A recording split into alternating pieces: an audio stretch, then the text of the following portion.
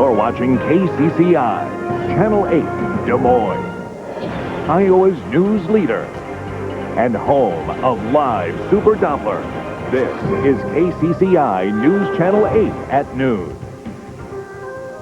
Our plan, put it simply, is to provide the right care in the right place at the right time.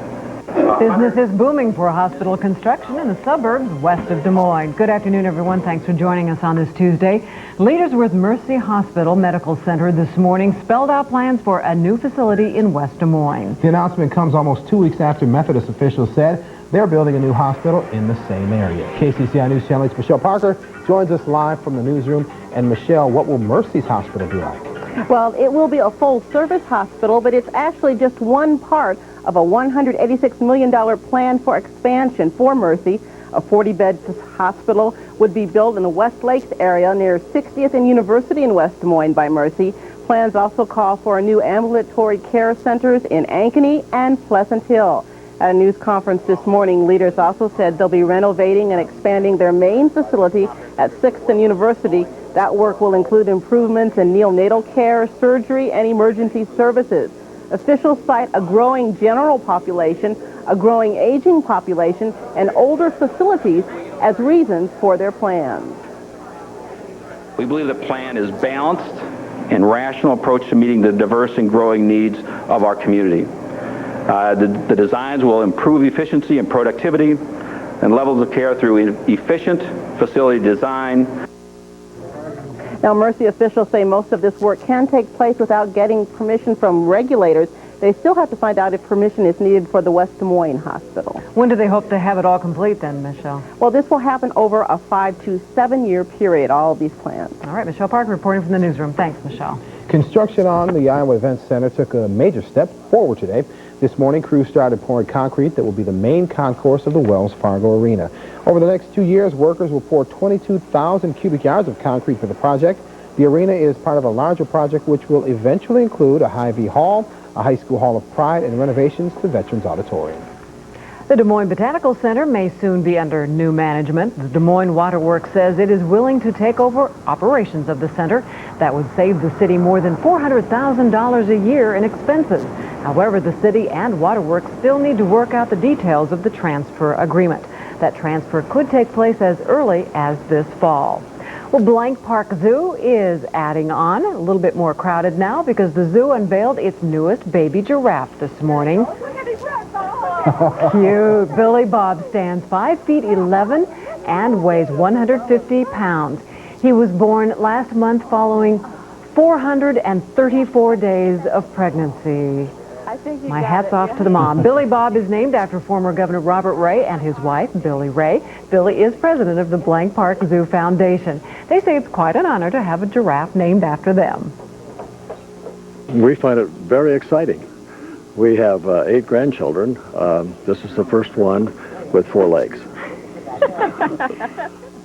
Okay, well, the zoo is keeping a life-size growth chart to plot Billy Bob's growth. And the zoo is also giving out growth charts to children so that they can keep one at home. Other news today, state lawmakers made the first move towards suing Governor Vilsack over a controversial veto. The governor vetoed a tax cut and regulatory reform that was part of a bill that created a $500 million Iowa Values Fund. Republican lawmakers say the veto was unconstitutional and threatened to sue. Yesterday, the Legislative Council voted along party lines to hire a law firm to advise lawmakers about a possible suit. The governor says his use of the line item veto was legal under Iowa law. A Waterloo woman has been arrested in connection with an apartment fire in which 2 firefighters had a close call. 29-year-old Sherry Johnson is charged with first-degree arson. She's accused of setting the fire in a Cedar Falls apartment that belongs to her boyfriend. He was not home at the time. No one was injured, but 2 firefighters narrowly escaped when the roof collapsed. Damage is estimated at $300,000. The Department of Natural Resources is monitoring a manure spill that trickled into a nearby creek. The spill occurred this past weekend at a farm near Greeley in northeastern Iowa. The spill occurred at a hog confinement building, but so far no fish have died in the creek. Officials say Rick Godkin contacted the DNR immediately after noticing the spill. Investigators say they may now know what led to an accident that caused an overpass to collapse on I-80. In May, Douglas Lohmeyer of Blue Springs, Nebraska, died when his truck slammed into a bridge support. The bridge collapsed, closing I-80 for several days. The Nebraska State Patrol says an autopsy shows Lohmeyer had methamphetamine and a small amount of alcohol in his system.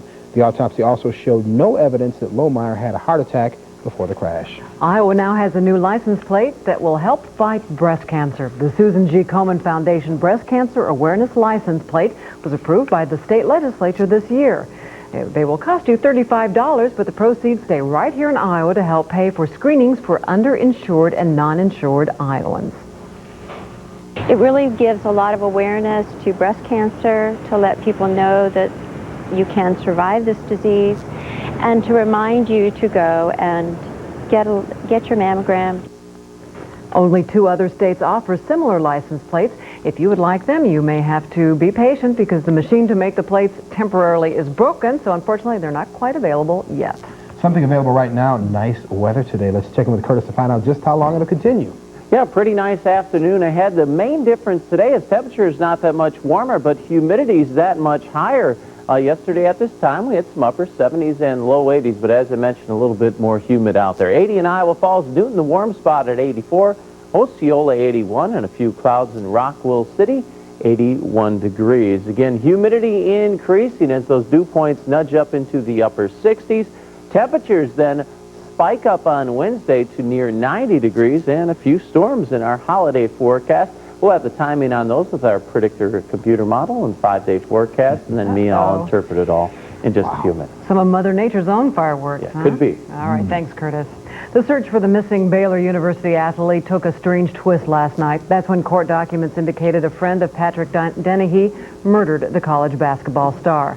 But as Elizabeth Sanchez shows us now, police still searching for Dennehy because they say they have found no body and they have made no arrests.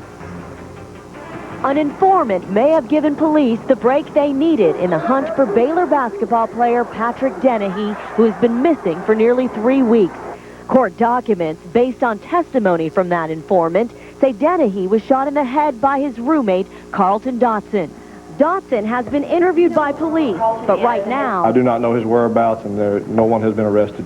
Neighbors say, by all appearances, they were friends.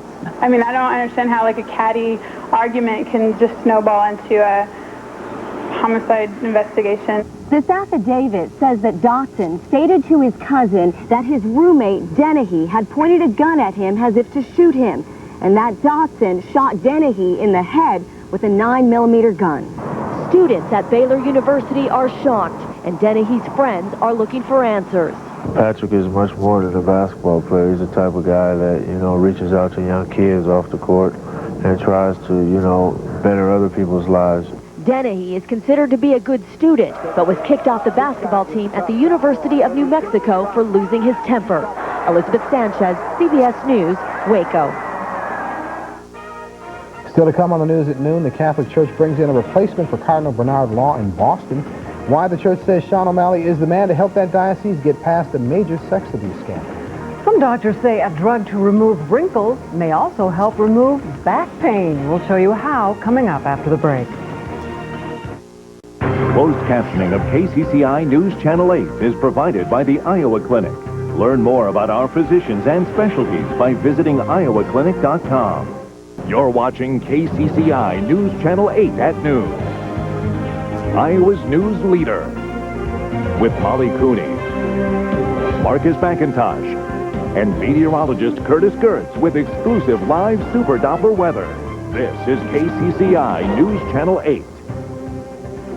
2 more reports coming out of Iraq today of U.S. forces coming under fire. One attack caused 4 casualties. The other left at least 2 Americans injured. The U.S. military is not confirming either reported attack. Meantime, the death count is rising and the cause being debated after a massive explosion at an Iraqi mosque. This story is topping our look at headlines from around the world. Officials are saying that 10 Iraqis were killed in the explosion. U.S. soldiers say the blast likely was caused by explosives that were hidden at the mosque. But Iraqi civilians in the area say a missile or a bomb hit the building. U.S. officials on the scene say the destruction could not have come from a bomb or missile because the explosion appeared to have come from within the mosque. There's a new man in charge of the Boston Archdiocese. The Pope named Bishop Sean O'Malley to succeed Cardinal Bernard Law. The 59-year-old O'Malley gained attention for cracking down on sex abuse in his 2 previous posts, one in Fall River, Massachusetts, the other Palm Beach, Florida. Law resigned in December over criticism of his handling of the pre-sex abuse scandal. A career that spanned 5 decades is over. Comedian Buddy Hackett has died at the age of 78. Hackett, a Brooklyn native with an unmistakable voice, appeared in nightclubs, Broadway shows, TV, and movies. His movie credits include The Music Man, The Love Bug, and It's a Mad, Mad, Mad, Mad World. Hackett's son says his father died either late Sunday or early Monday at his Southern California home. It is a drug that is used to help many people smooth out wrinkles. Now some doctors think Botox may be able to smooth out the effect of back pain. Dr. Sean Kniff shows us just how this works. 35-year-old Sheila Gustafson has tried just about everything to stop the pain in her neck and upper back. Something that you live with day to day. It's a constant nagging pain. Almost out of options, she decided to enroll in a clinical trial in Miami using this, Botox. Dr. Alan Herskowitz says the wrinkle wonder drug may work wonders for back and neck pain patients like Sheila. We have injected the Botox directly into the muscles, guided by a machine that tells us which muscles are the active ones, and have gotten extremely favorable results. Botox can relieve back and neck pain by relaxing the muscles that surround the spinal column.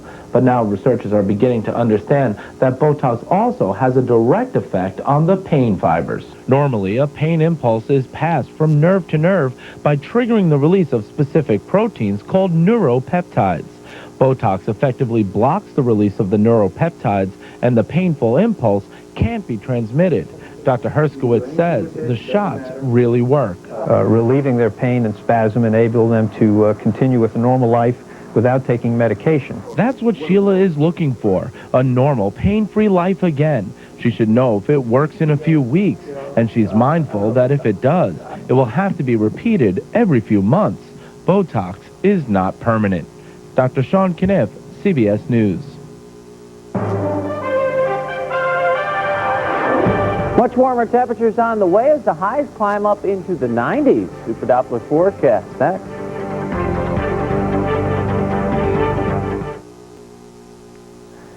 Welcome back, everyone. Well, these are pictures out of Atlanta as Tropical Storm Bill moved inland and just turning into a copious rainfall producer. Heavy rains across Georgia, parts of Alabama, now moving into South Carolina.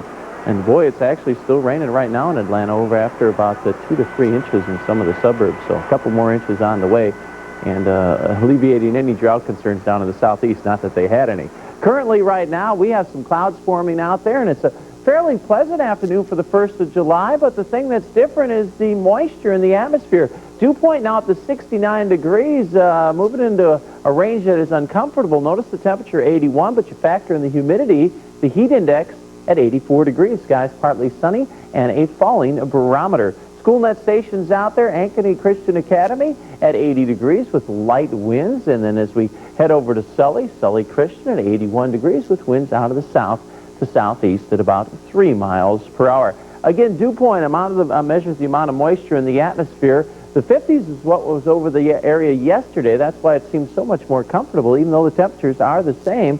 Those drier air now across Minnesota and Wisconsin, all that moisture shooting all the way up into Bismarck, North Dakota. Dew point of 71 in Kansas City. Then as you head west, typically drier air over in Rapid City, western Nebraska, and parts of eastern Colorado. So the moisture has returned, making it feel a whole lot more summery out there. Here's our airport sky cam. Early this morning, there was an isolated thunderstorm around Centerville. We had a few clouds here, then we broke free to sunshine, and then we formed some more clouds, and we look to stay with those clouds until sunset, when most of those clouds will dissipate. There's the remnants of Tropical Storm Bill. Again, all that rain down in Georgia and South Carolina. We're seeing the fair weather clouds form here, and again, partly sunny skies ahead for the afternoon hour, but overnight things look to clear out.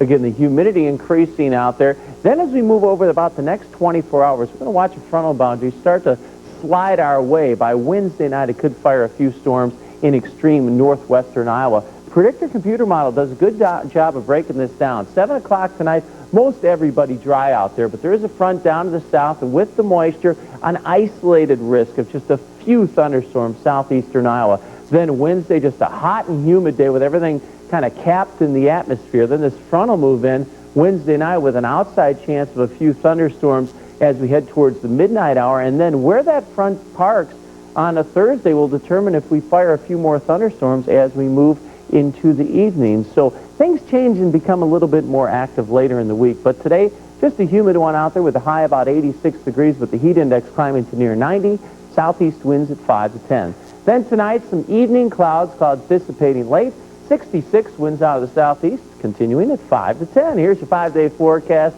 Well, oh well, temperatures at 90 degrees on Wednesday, Thursday, 91. The best chance for that thunderstorm activity looks to be east and south of the metro on Thursday. Friday, some overnight activity, 89, and we keep the thunderstorms in the forecast on Saturday, 87 degrees. But today, a few clouds out there, a high of 86 with humidity, and tomorrow, same humidity, but the temperature's climbing. It'll be a hot one. Toasty. All right. Well, we're counting on good weather for Thursday night because hopefully so. We want you to grab your lawn chair, picnic basket, and the American flag because the annual Yankee Doodle Pops concert is coming up this Thursday evening. We'll have a preview next.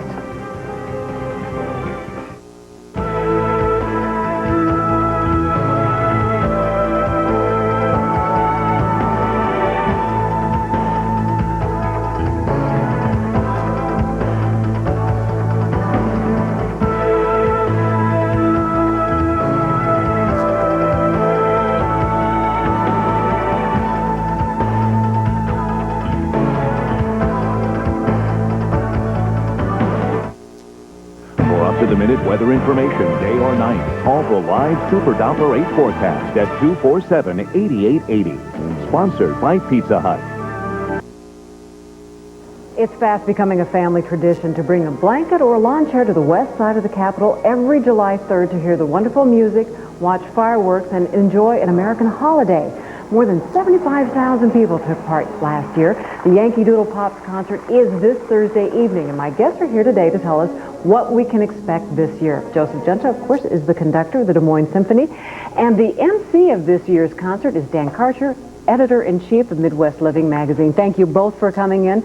Let's hope for good weather for that. Have you ever been rained out, Joe? One time, yes, right. and that's when we had to cancel the concert, but then we started developing the alternate rain date, which for this concert is the 4th of July. All right. But let's not even think about that, No, Molly. that's right. I think we'll just keep our fingers crossed. Tell us about this year's concert. First of all, at 6:30, there's going to be Jazz in July, right? Correct. Okay, that's right. But you start at 8:30. What happens? We begin at 8:30, and the nice thing about that Jazz in July concert is that people can come early, bring their blankets and lawn chairs and food if they'd like, and just sort of hang around and get acclimated to the place. But we start our concert at 8:30. It'll be over by about 10. Of course, the grand finale, the fireworks. We play along with the fireworks. We'll do some Sousa marches. And people that have come to this thing every year will know it's a lot more of the same of what we've done. Lots of patriotic tunes. This is a special year, and we're saluting the armed forces. And we've got a very special guest artist, a Broadway star, and Jan Horvath, who's been here before with us. Wonderful. Phantom of the Opera. Outstanding. Exactly. All right. And you're also going to be simulcasting this year. We are. For the first time, WOIFM is, we're delighted to be simulcast. And what's really great for that is two reasons. One is it exposes our audience to, it exposes us to a lot more people than the 75,000 we hope will be there. But also it acts as a speaker system so that people that are sitting far back or maybe on the other side of the Capitol can still hear us if they bring their radio and tune it up to WOIFM. All right. Now, Dan, this is a wonderful tradition, as we said, and we couldn't do it without the sponsorship of Meredith. Tell us about that. Well, Meredith Corporation, which publishes Midwest Living magazine, has been the founding sponsor of the concert, and this is the 8th year we've been in that role. And you have a special role this year, too. What are you going to be doing? Yes, I'm going to be introducing and emceeing, so very proud to be participating in that. Tell us a little bit about Midwest Living. I mean, this is a perfect example, I would imagine, of some of the neat things we have. What better Midwest activity for the 4th of July than to be participating in a 4th of July event with music, patriotic music, and celebrations. And Des Moines has one of the best in the Midwest, so we're very pleased to be a part of it. Wonderful. When does everything start? And there's also food. Food will be on sale there as well. All right. We added the food vendors last year. Jazz starts at 6:30, concert starts at 8:30, and it really should be a great time. I mean, this is something that babies can enjoy and grandparents and so on, so it should be a lot of fun. It is. It's a wonderful tradition, and thanks again to Meredith for helping be a sponsor of that. We look forward to it once again on Thursday night. Thank you both for coming in, and we'll keep our fingers crossed for good weather. We'll be back with more right after this.